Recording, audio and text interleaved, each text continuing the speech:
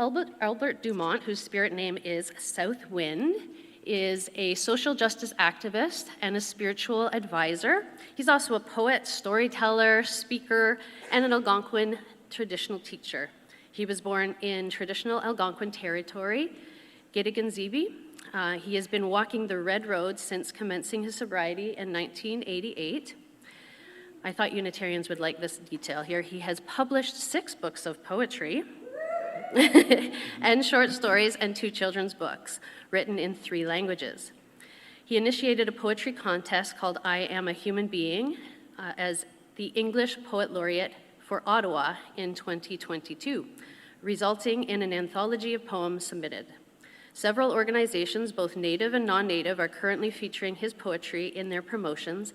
Among them are the Wabano Center for Aboriginal Health and the Native Veterans Association. Albert has dedicated his life to promoting Indigenous spirituality and healing and to protecting the rights of Indigenous peoples, particularly the young. He is the father of 3 daughters and grandfather of 5 grandchildren. Albert is the founder of Turtle Moon's Contemplations. So Albert, we welcome you and present you with this tobacco. Thank you for taking the time to share with us. Very much. Let's welcome Albert.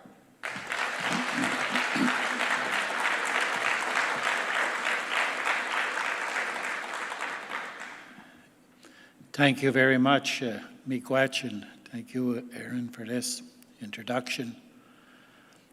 I'd like to begin by sharing a memory. I guess it was about 10 years ago that I was with some school teachers, about 40 school teachers from the public school board.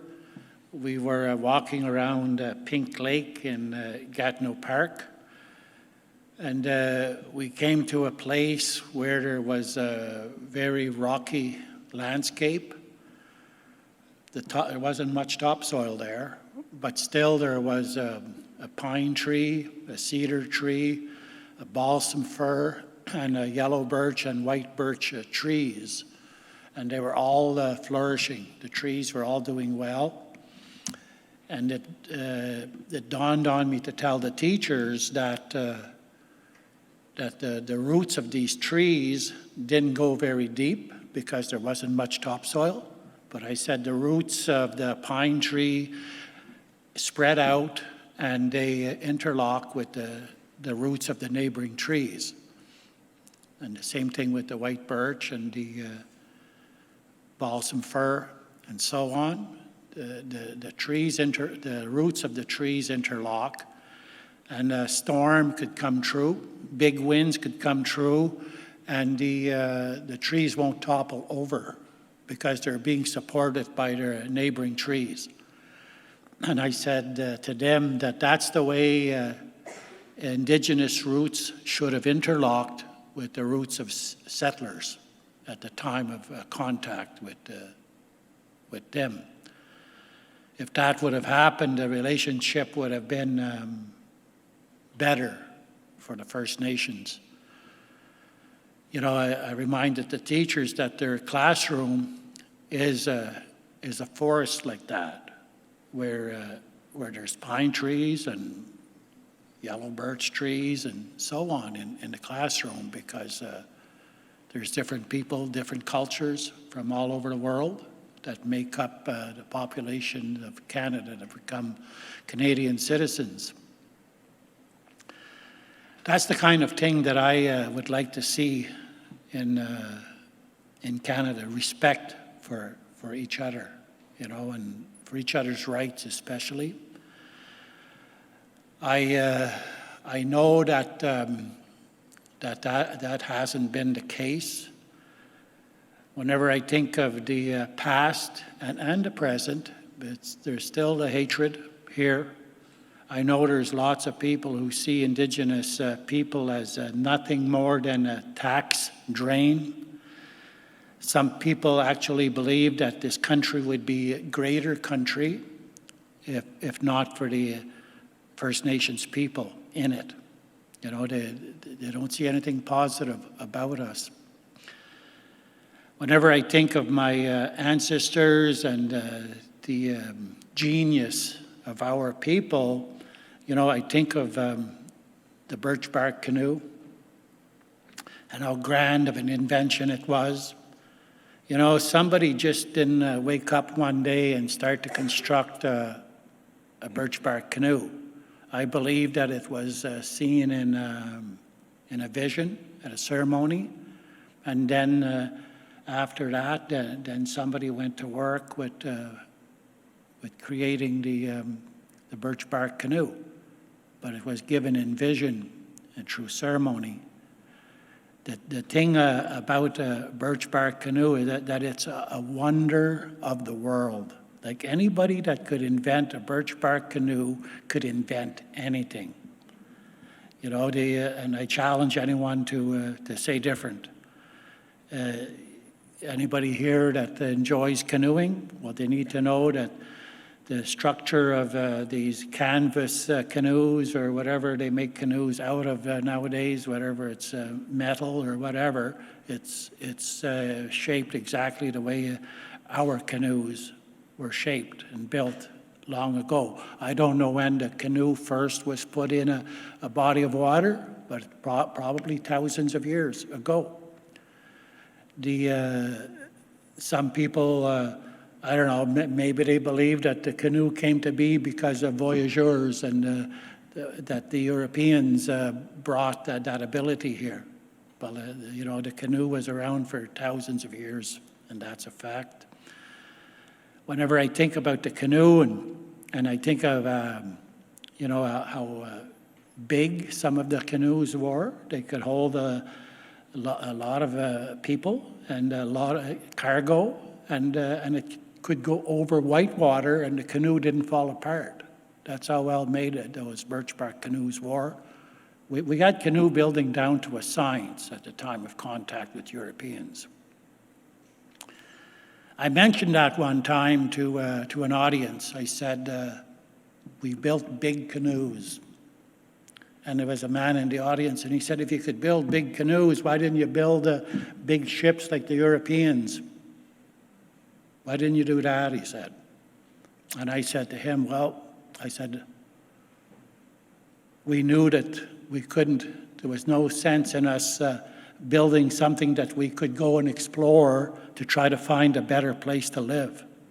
We knew there was no better place to live than where we were. And that's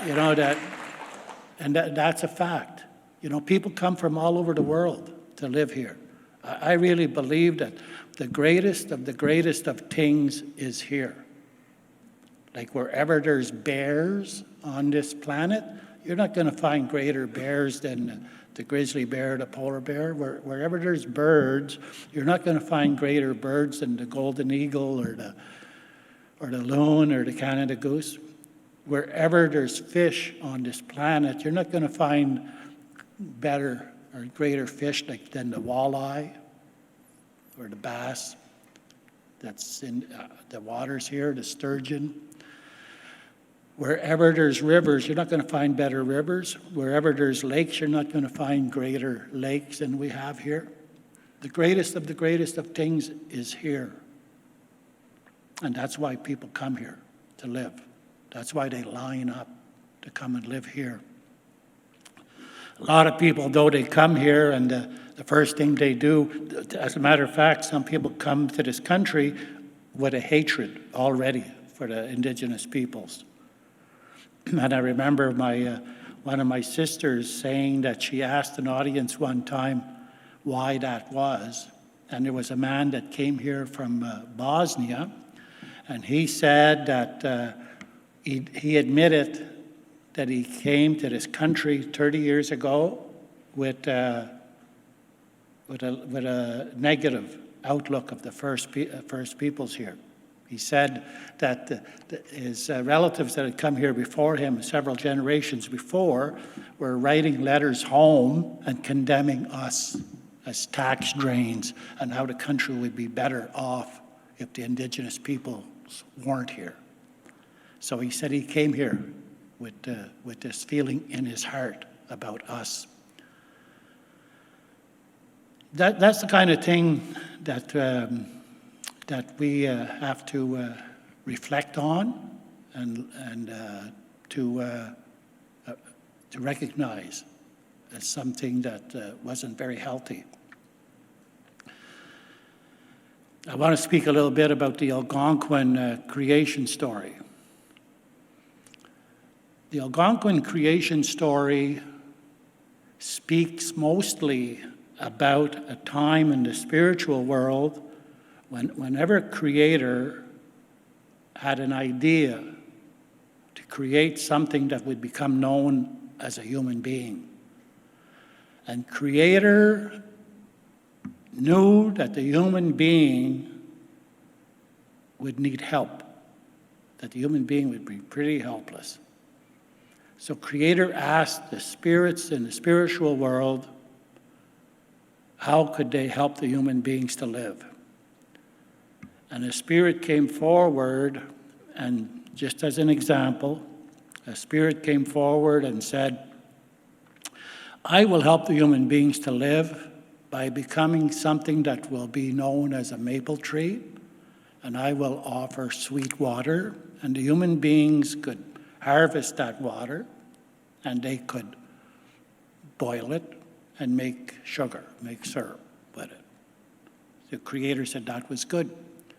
Another spirit came forward and says, I will help the human beings to live well by becoming something that will be known as a moose, and the human beings could harvest me from the forest, and they could make clothing with my skin and eat my flesh, and I will help the human beings to live that way. And Creator said that was good too. And on and on and on it went. And then whenever all these spirits that had committed to helping human beings to live well, they came to the land. And whenever they were all established and flourishing, then Creator placed human beings here. And that's why whenever Indigenous people do ceremony, they always acknowledge all those things first before themselves. And that's just a fact of it. The mistake was made whenever human beings started to put themselves first and these other things last. And that's why there's pollution. That's why waters are dying. Whenever I think of water, I know about ceremonies, but I've never heard of a ceremony to honor dead water. It's like Creator never gave us such a ceremony because Creator never ever taught that human beings would kill water. But we're killing water. So I don't know, people need to process that and wonder what their future generations are going to have whenever all the water is dead. I think about things like how resource-rich this land is. And I think about the Confederation and how whenever Confederation was formed and Canada's first Prime Minister and his cabinet created the Indian Act. They didn't call it the Inuit Act, and they didn't call it the Métis Act. They called it the Indian Act. And the reason why it was called the Indian Act, it was because their intention right from the get-go was to oppress the First Peoples, the First Nations, the quote-unquote Indians. They had to oppress them because those people at the time, those people that came here from Europe, they saw how resource-rich this country was. It was like seeing a gigantic bank vault full of money. And they said, let us go into that bank vault and get that money. But there was a problem, and the problem was that between them and the bank vault was the First Peoples.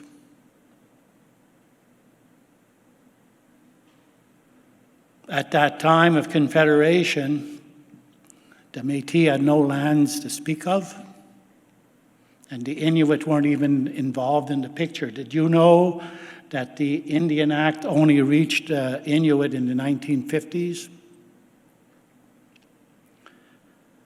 So at the time, though, of Confederation, and the Indian Act came to be, and the Indian Act, you know, with all its oppressive laws and policies, and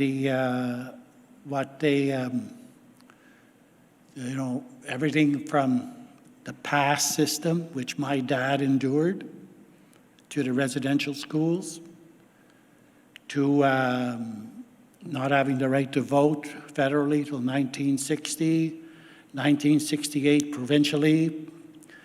You know, whenever I think about this oppression and that it came from white people, people of color didn't have anything to do with it. You know, these were white people who did this, did these oppressive things in this country. And they did it without conscience. Like for me, anyways, I wonder what measure of importance did people put on their soul whenever they oppressed somebody to that degree. It was severe, severe oppression. And there's countless of people that are dead, and thousands of children that are dead because of the Indian Act. I just did a talk recently. Actually, I don't know if you're aware of it, but I made a statement at the King's coronation. And I got a couple of negative comments.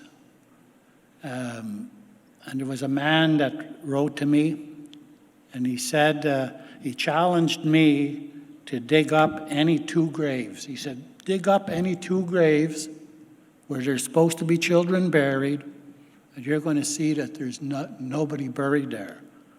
He said, give me some proof that any child died in a residential school. And he said, I don't want no excuses. Honestly, I got a letter like that. So there's, you know, this is today. This was a few weeks ago. So I know how much people don't want us around, some people. And I know that for me, I like to think that I'm a sensible person. And for me, whenever I think of who was involved with the Indian Act, and I think about the fact that it was Christians who did it. There's no doubt about that. And there's no doubt about it either that it was Canadians. And whenever people will say, hey, I didn't have nothing to do with the residential schools. No, but if you're a Christian and if you're a Canadian, you've got a duty to try to fix what Christians and Canadians broke. And if I'm wrong, then you tell me, because I know that I'm right. If it was Algonquins that did these atrocities, I would forever be trying to fix what the Algonquins did. I remember my dad. First of all, I need you to know that my dad came from a generation that I never heard my dad say, Albert, I love you. He never hugged his kids, but he was a good provider. My dad was a sober, honest, hardworking man, and he was a very devout Christian too. My dad endured the pass system. If he wanted to go and guide for 4 months in La Vérendrye Park. He had to go to see a white man in an office on the reserve and get a pass. If he was caught off the reserve without that pass, he was going to jail. That's true. Check it out, it's the Indian Act. Anyways, my dad also was a very respected woodsman. He told me one time, and we didn't have all that many conversations, me and my dad, but one day he told me, he said, if you ever go into a strange forest, for whatever reason, if you're going in to hunt or to pick berries or whatever the case, he said, you go into the forest, and after walking in for several hundred feet, you turn around and you take note of a landmark, whether it's a huge pine tree with different kind of limbs, huge limbs, or maybe a big boulder coming out of the ground, whatever. And then you keep going and you turn around again and you take note of another landmark. And he said, after you've, did your hunting or whatever you've gone into the forest to do, then you look for those landmarks so you'll be able to find your way out. Because if you don't, you're going to get lost. And he was just giving me good advice on, so I wouldn't get lost in the forest. But whenever I think about it, I think that I should turn around every now and then and see what I've been up to. Did I hurt somebody? Is there something I need to fix in my life? A city like Ottawa should do the same thing. The city should turn around and see what's been going on the city streets and in the community. A province like Ontario should turn around occasionally. And a country like Canada should turn around and see what they've been up to and who they've hurt and try to fix it. Because if you don't, you're going to get lost. And you're going to get to a place where you won't be able to know what to do about it anymore. I need somebody to tell me why anybody would hate us. To me, it's as ridiculous as me one day thinking, you know what, I'm not doing very good in Canada.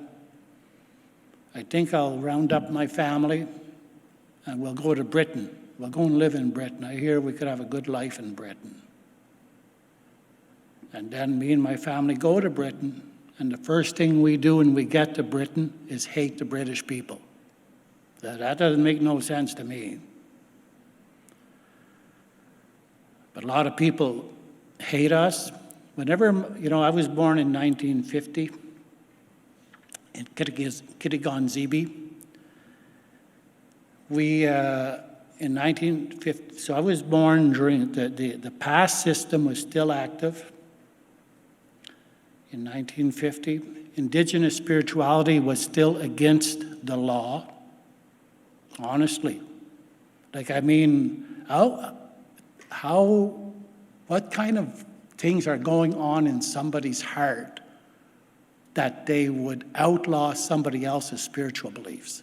But Canada did it. In 1950, when I was born, Indigenous spirituality was still outlawed.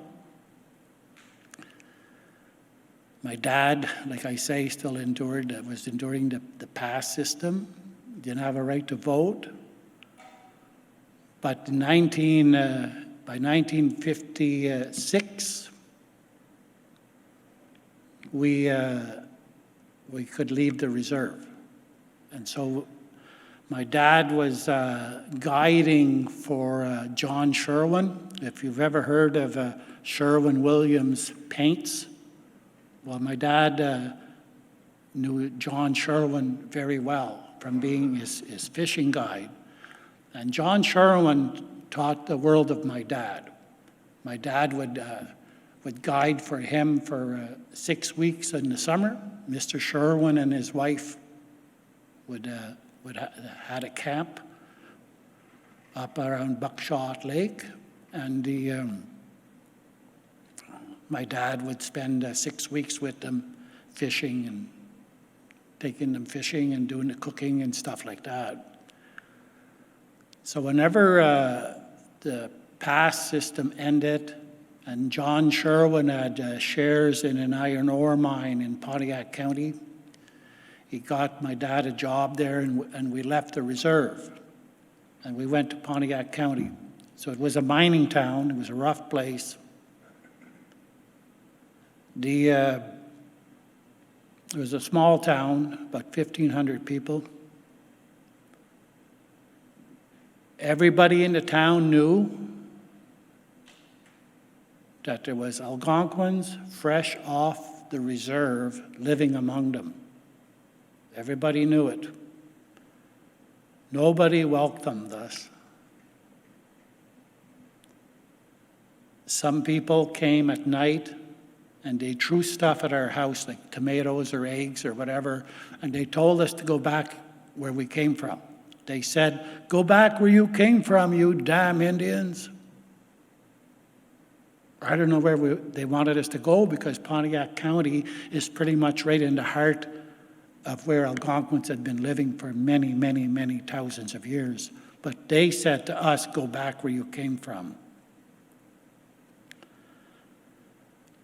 Our creation story has us coming to life here as human beings. Everybody has their creation story. And our creation story is exactly that we call ourselves, Anishinaabe means the first people. And that's who we are, the Anishinaabe. I saw an article one time in the Sun newspaper. At the time, the Sun was a racist rag. It really was. And the editor for the Sun wrote a column, and in the column, he was saying that the First Nations have to admit that we're immigrants here too. And he told all about how 12,000 years ago, we crossed here from the Bering Strait and we populated the Americas. And the way he wrote it was as if he was right there watching it all unfold. So I wrote to him and I said, "Tell me something." I said, "Why does it always have to be that 12,000 years ago we crossed and came here?" I said, "Why can't you accept that 12,000 years ago some of us went out that way? And if our DNA is over there, it's because some of us went out 12,000 years ago." I said, in my letter to him, I said, imagine that 12,000 years ago, some people crossed the Bering Strait, and as soon as they got to this side, they looked at each other and they said, "Let us race down to South America and build some pyramids." Does anybody really know how old those pyramids are in Mexico and in Peru? Or the purpose of them? Does anybody really know? They don't know. For all the greatest minds on this planet right now, they don't know how the people got the rock that built the pyramids from point A to point B. They've tried everything to figure it out, and they can't. So the pyramids and our creation story, it's in line with it, that we came here as human beings, and that's why we call ourselves such.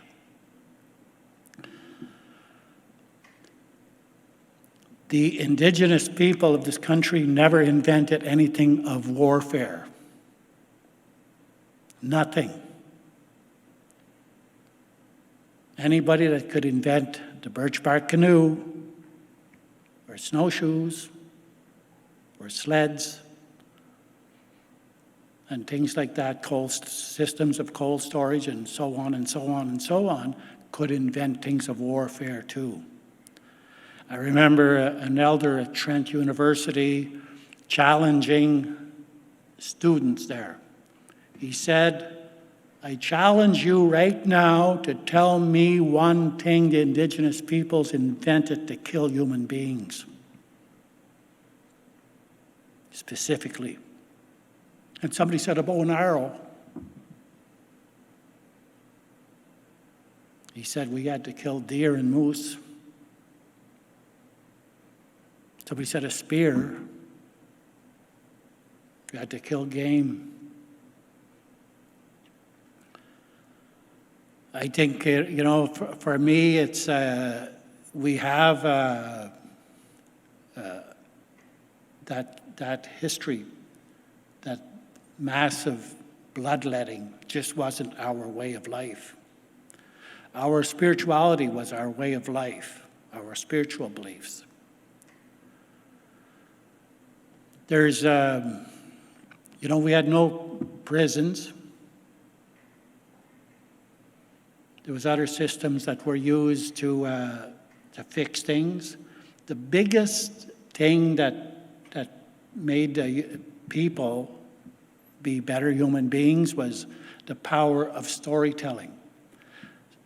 The stories that, for as long as there's going to be human beings on this planet, these kind of stories are going to pack a punch, and there's so many of them. And they're really powerful stories, and they're thousands of years old. They were given in ceremony. I'll give you an example of a story like that. So this story could be thousands of years old, and it's been passed on from one generation to the next to the next. And the story talks about a community where everything was going pretty good. And in the community, there was a man and there was a woman, and something had happened between them. The story doesn't say what, but only to say that whatever the man had did, his actions had put heaviness in the woman's heart. But the story said that the man was very remorseful, and he apologized to the woman. He told her, I'm so sorry that I hurt you. And she said to him, I don't think you have any idea of the pain your actions have put into my heart. There's a heaviness, there's a weight in my heart now because of what you did. And he said to her, I will do anything to prove to you how sorry I am. And the story said that she picked up a rock, and let's say the rock weighed 4 or 5 pounds. And she said to him, if you're truly sorry, you will carry this rock on your person until such a time in the future where I no longer have the weight in my heart that your actions put there. So the man agreed. He brought the rock home. He got his wife to make a pouch for it. And it was a sling, and he had it over his shoulder like this. And he carried it with him all the time. It was there when he fished. It was there when he hunted. It was there when he played lacrosse. It was even there when he had relations with his wife. It was there all the time. And whenever he happened to see that woman in the community, he would apologize to her again. He would say to her, I'm so sorry that I hurt you. And she would say, the weight that your actions put into my heart are still there. And the story said that years went by, and the man carried that rock for years. And then one day, the woman came to him and she said, today you could put the rock down, because today the weight that your actions put in my heart are no longer there. And the story said that the man feasted and celebrated, not because he was free of the rock, but because the woman that he had hurt was free of the weight that his actions had put in her heart. So this story like that, that's thousands of years old, to me it packs a punch, and it talks about empathy and being able to feel what your actions have caused in somebody else's life. Like, I mean, how many people would carry that rock? They might say they're sorry, but would they agree to carry that rock on their person, though, all the time until that other person is healed because of the wickedness that they did? I don't think there's very many people around like that today. But a story like that, though, it made human beings, whenever such a story was told to children, it made them, I don't ever want to hurt a person like that badly. I'm going to be careful that I don't hurt anybody to that degree.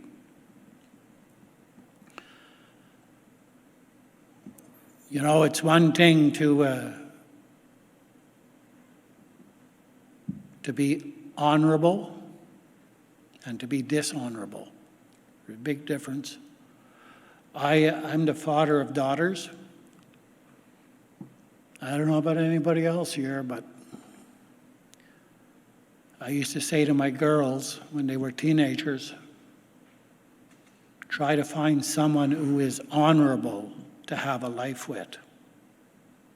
Because I told them, I said, whenever you're under the same roof with somebody who is honorable, this old daddy of yours, he's not going to worry too much about what's going on in your household.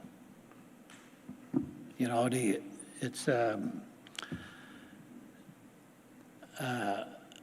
is it difficult to be honorable? Well, maybe. I definitely try to be as honorable as I possibly can. I'll give you a little bit of background about me. Like I say, I grew up in a mining town. Lots of racism. There was some good people there too, thank goodness. Maybe it was about 50-50, you know. But the ones who hated us really hated us. There was racism on the street, there was racism in the schoolyard, and there was racism in the classroom even. I remember being 10 years old, and there was a teacher, and she was doing a catechism, and she said that for a soul to be saved, that you had to know the scriptures of the Bible. That's what she said. And I was 10 years old, and I put up my hand, and I said, hey, miss, what about my ancestors who lived here before the Bible came here? And she walked right up to my desk, and she leaned over, put her face about this close to my face, and she said, your ancestors are in hell. And, you know, I was 10 years old, and those words were no sooner out of her mouth, and I said to her, if my ancestors are in hell, well, then I want to go to hell someday, because I want to be with my ancestors someday. I don't want to be with yours. That's what I told her. And war was declared between a woman who was about 40 years old, who was a teacher, and a 10-year-old kid. Needless to say, I didn't have much of a chance. But it was like she made up her mind right then and there that the last thing she was going to do is give Albert Dumont an education. She totally tuned me out, only to bring me forward whenever she wanted me to be the laughing stock in the classroom, or to use a razor strap to punish me.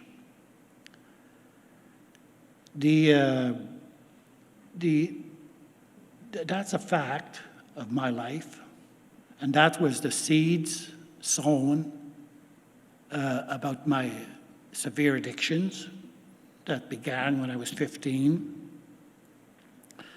But it was also the seeds of my human rights activism, because I don't like bullies. And she was the biggest bully I ever met. I definitely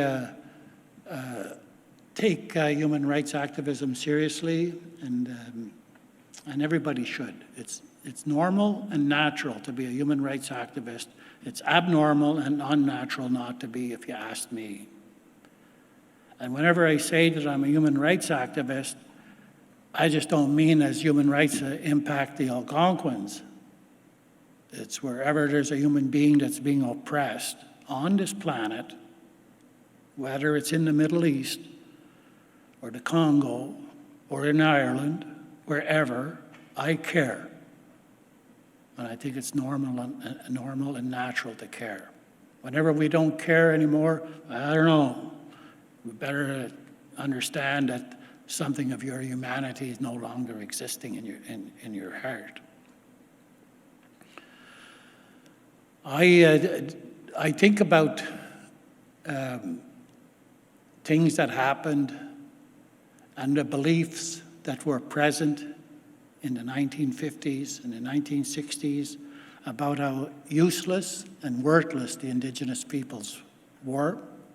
Like, I mean, whenever I was 19, I was working at Brick Lane, and I was a stonemason, and I was laid off for the winter.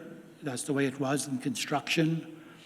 And I remember there was a bar that was purchased by a woman from Saskatchewan, from Swift Current, Saskatchewan, and she asked me to work for her as a waiter. And there was 3 waitresses and myself that were working in the bar. So I was just working there for the winter while I was laid off from construction work. And if there was any mix-ups among the customers, I was expected to sort it out. And I remember one night there was a fist fight between an Indian and a white guy. And guess who I threw out of the bar? I was so brainwashed that I attacked the Indian guy, and I threw him out. I never asked questions, who started the fight. But I'm just saying about the power of propaganda, the power of what was going on in those times, that even me was victim of it, even though I didn't really know it. Because I've always been proud to be an Algonquin, and that got me into a lot of trouble, because I would speak highly of the Indigenous peoples. And I think it's important for you to know that that teacher that I had in grade 4, she failed me, and I had to repeat grade 4. And then I went into grade 5, and there she was again. And guess what? She failed me again in grade 5. I had to repeat grade 5. My second teacher in grade 5 was a very, very, very good human being.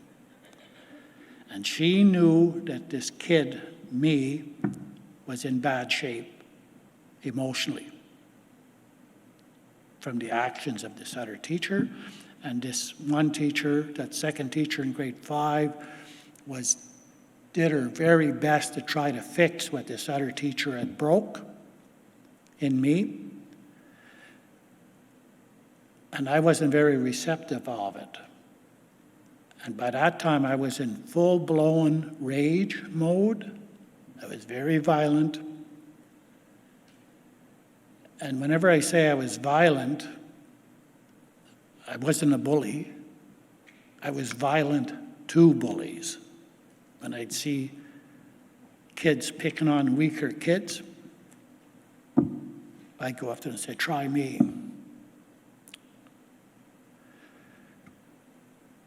Anyway, this teacher, though, that I have such fond memories about was, I think, people like yourselves who understand something about looking at somebody that's been put through hell, through no fault of their own, just because of cruelty of another human being or other human beings. So that teacher, that second teacher in grade 5, put up with lots, but she never ratted me out to the principal. She never ratted me out to my parents. And at the end of the school year, she gave me a picture of Jesus. And at the back, she wrote, Albert, keep writing, because I love to write compositions. Then I went into grade 6. I didn't have no problem in grade 6. I went into grade 7, no problem. In grade 7, I had good. I did very well academically. And then I went into grade 8, and guess who was my teacher again? The same one from grade 4 and grade 5. So I got kicked out of school the third day of school of grade 8.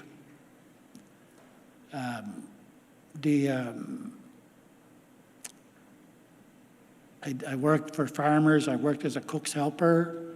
And then at 17 years of age, I went into bricklaying. And I think it's good for you to know this too, that on April 25th of this year, it was 32 years that I was ago, that I was working on the roof of a grist mill. I was doing a chimney repair, and I was on a tower section of scaffolding. And the tower section of scaffolding suddenly collapsed, and I was right up at the top. And I didn't think there was any way that I was going to live to tell about it. And believe it or not, I had no fear. I just said to myself, end of the line. And then it was like I heard a voice that said, land on your feet and you will not die. And I managed to land on my feet. A witness came to see me in the hospital, and he said, it looked like you were trying to fly, because my arms were moving so much so I could land on my feet, and I did. But I crushed 2 vertebrae in my back, I cracked 2 vertebrae in my back, and I cracked my spine above and below the damaged vertebrae. Did some damage to my right heel, badly fractured heel and a badly fractured left ankle. And there was 4 inches of collapsed nerve in my left arm, and they said my left arm would never regain its full use, which it did. And for over 2 years, I had stainless steel nuts and bolts holding my spine together. And for 18 months, I had to wear a body brace.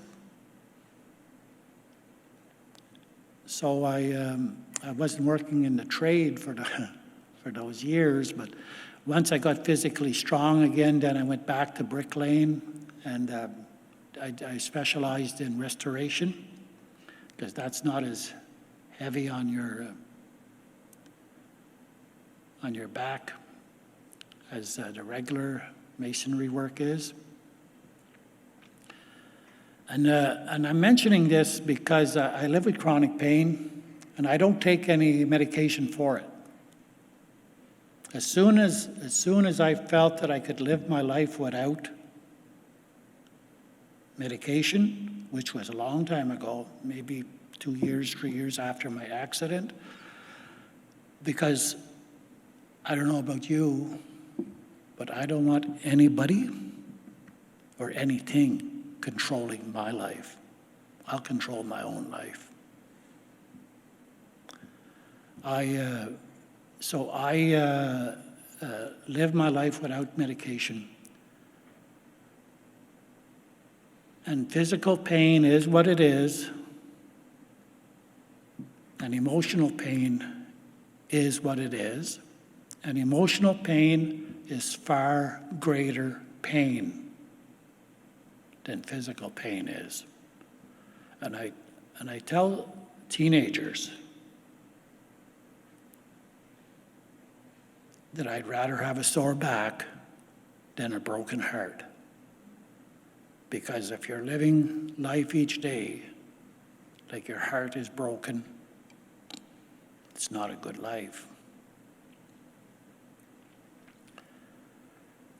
After my accident and after I was back in business, let's say, I wanted to do an action of Thanksgiving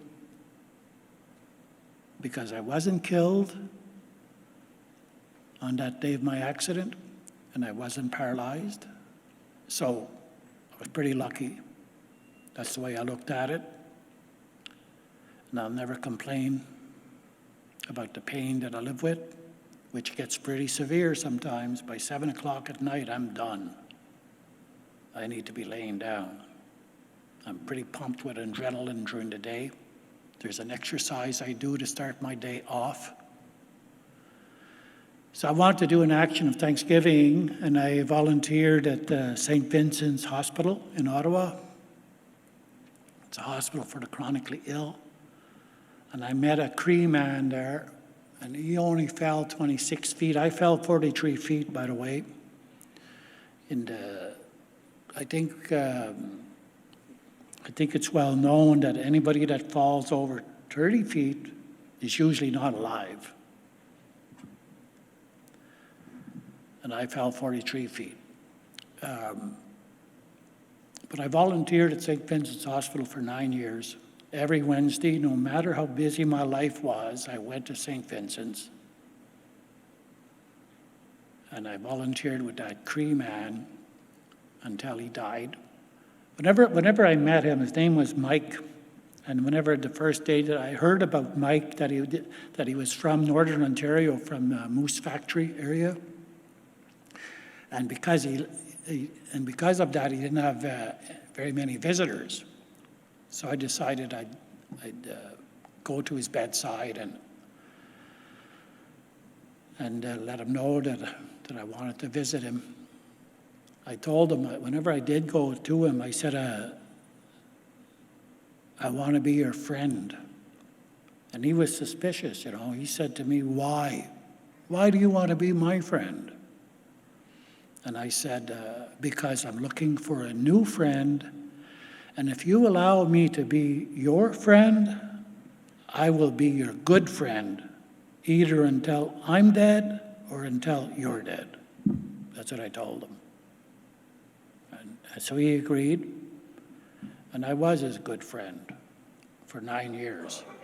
He made me power of attorney over his affairs, and Mike told me, he said, never let them pull the plug on me. As power of attorney. Mike liked to watch hockey. He liked to eat a good meal.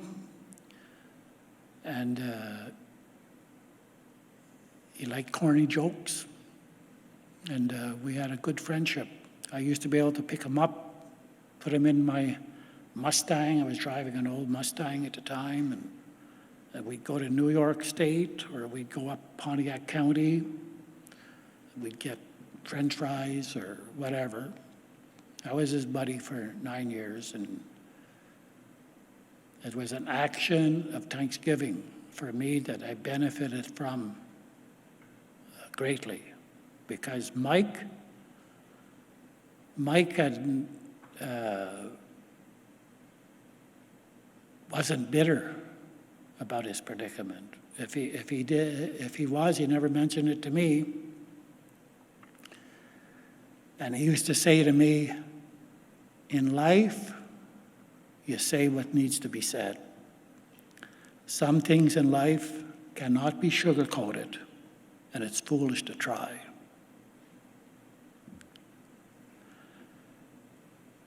I wrote poetry about Mike and introduced him to my family, and to my best friends. They all knew him.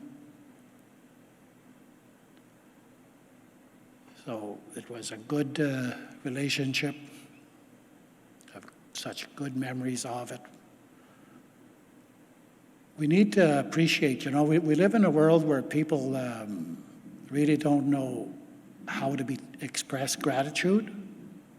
If you could see, well, there's lots of people that are blind.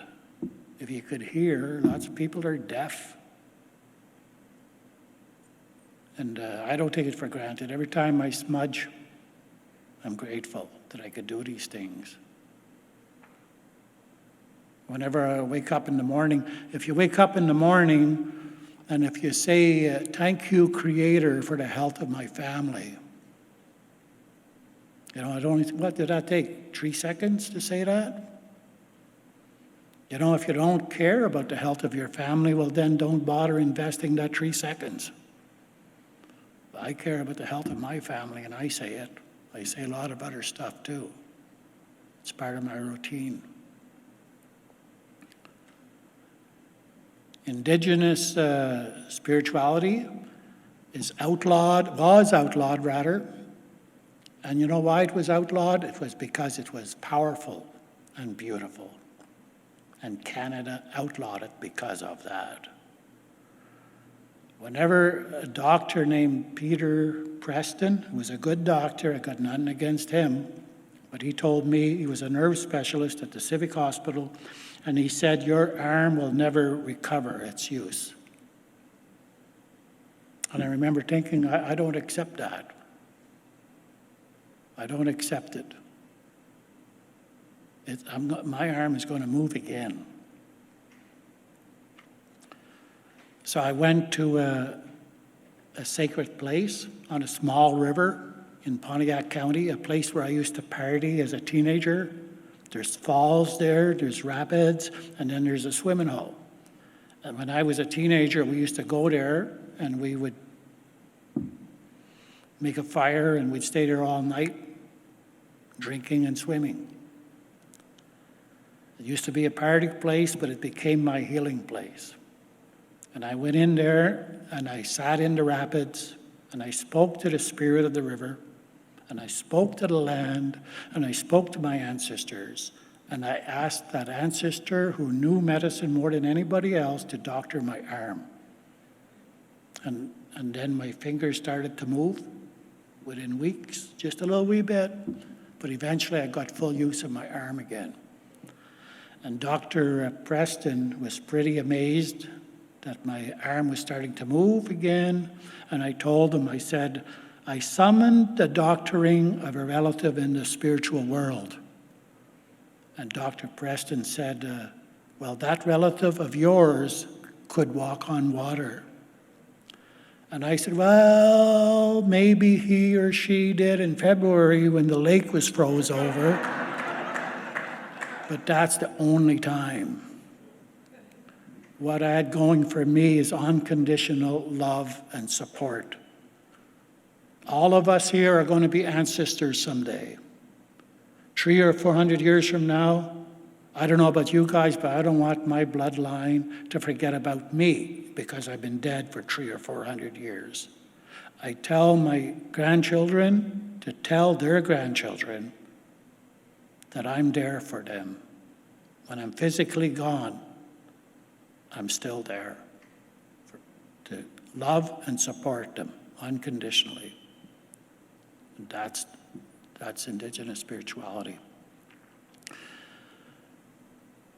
I did some work for Library and Archives Canada recently, and there was some people from Lake of the Woods who were there to retrieve the original treaty made between them and the Government of Canada. So I was in the same room with them, and an elder with them said this, and I'm going to say it to you right now. The elder said that the word miigwech didn't mean thank you, originally. The word miigwech meant you have said or did something that has filled my heart. And for that, I'm grateful. And so I say to you right now, miigwech, with that definition of that word in mind, for welcoming me here today and sharing with you. And thank you, and have a really good day.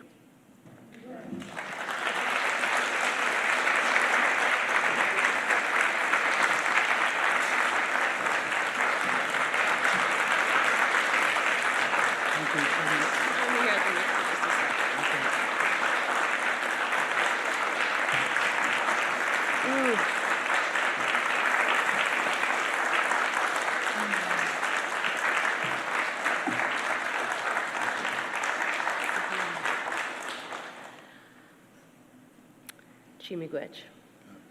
Yeah, thank you so much for sharing such a your personal stories.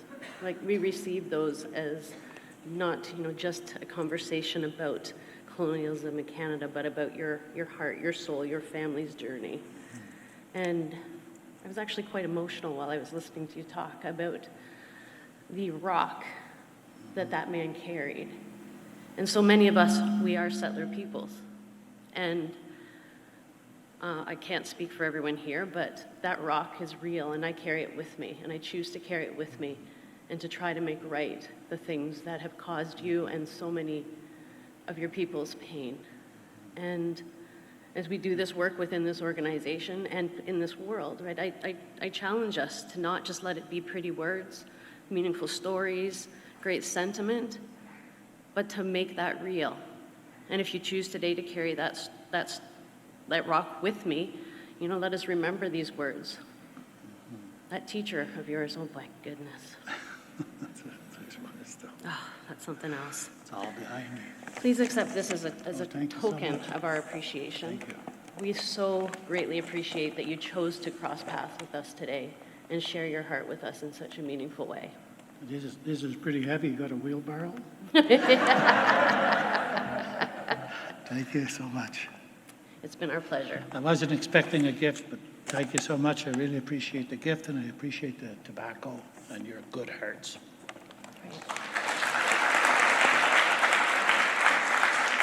Okay. I believe that wraps it up for this session, and our workshops will be starting in just a few minutes. So if you need help finding your way there, the CC staff is available. Some volunteers will help you find your way. Thank you. Mm-hmm.